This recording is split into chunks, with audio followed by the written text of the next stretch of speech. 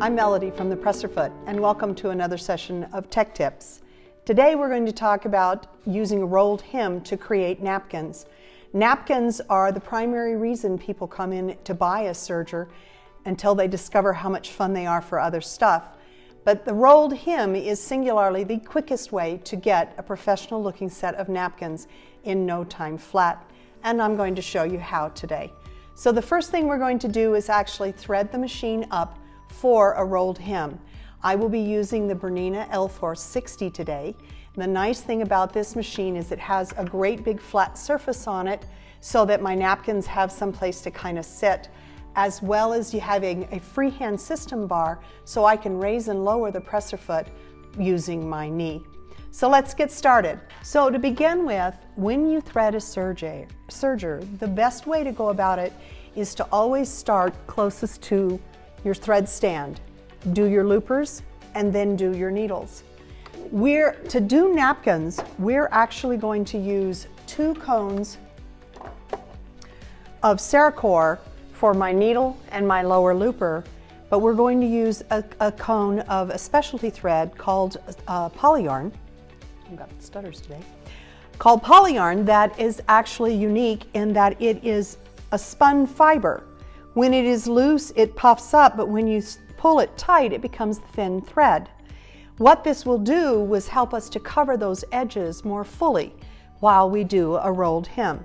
This one is going to go in our upper looper, which is the thread that predominantly shows when you're doing a rolled hem. So I'll put the polyarn on the upper looper, which is the blue looper, and go ahead and put it in there. This will be my lower looper, a Serger, and this will be my needle. Since we're starting closest to the pole in the middle, I'm going to start with my upper looper, my blue looper.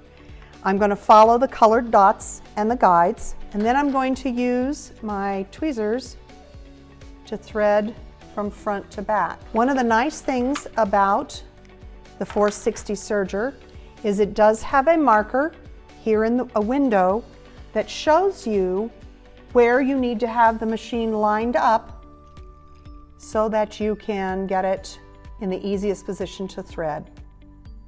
And then we're going to pull that thread straight to the back. We'll now do the lower looper. And all of these are threaded with the foot up so that your tension discs are open and the thread can go into them, completely seating them so that you have proper tension when you're finished. When you are doing a rolled hem, you want to have one needle. Even though we don't have thread in this needle, we should not leave this needle in because it will actually interfere with the threading, the stitch formation. The 460 has a nice little place to store a needle to protect it while you are sewing and when you don't need it in the machine. Okay, so now we've got everybody set up there, and we can go ahead and close this. When you set up a serger, the settings for a rolled hem generally have the lower looper set at a higher setting and the upper looper and the needle left alone. This allows everything to curl up. The last thing we're going to do is pull the stitch finger back so that it will allow the stitch to curl. Our stitch length will be set at 0.8, and at this point we will leave our differential feed set at 1. Okay, to start out, we took just regular quilting cotton with this cute little bunnies, so we're making Easter napkins, and I cut 14-inch squares. Out of 3/4 of a yard, I got 6 14-inch square napkins, and this is a good size for dinner napkins. All right, so we can lay the fabric down in front, and I can use the freehand system to lower the foot. These guides on the toe of the feet show me where the edge of the knife is as well as where the needles are located.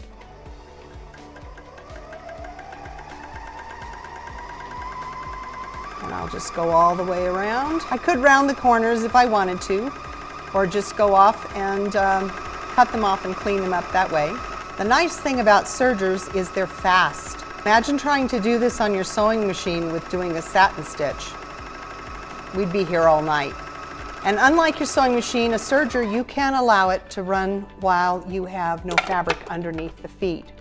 I'm going to cut that. Here's another trick. Now this is your beautiful finished edge, which will wash and dry great. The only thing you need to be careful with this particular thread is you need to be careful not to hit it with a hot iron. I am going to now sew toward where that is because it's easier to start on a raw edge. Again, I'll pick up my foot.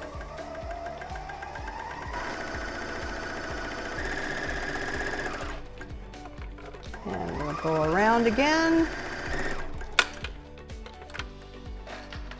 And then the last side. And I have a completely finished napkin. And you can do all sorts of colors and things like that. The last thing that you want to do before you're finished and before you wash and dry or cut these edges off is put a dot of fray check or fray block on each corner. It's a seam sealant, and that will help keep it from unraveling. And then you can clip it close and you can wash and dry these just like you would regular napkins. I have a set of these that were made for me as a gift that were over 25 years old, and we use them a lot and they're still going strong. So thanks for stopping in. We look forward to seeing you again soon for another tech tip from the Presser Foot.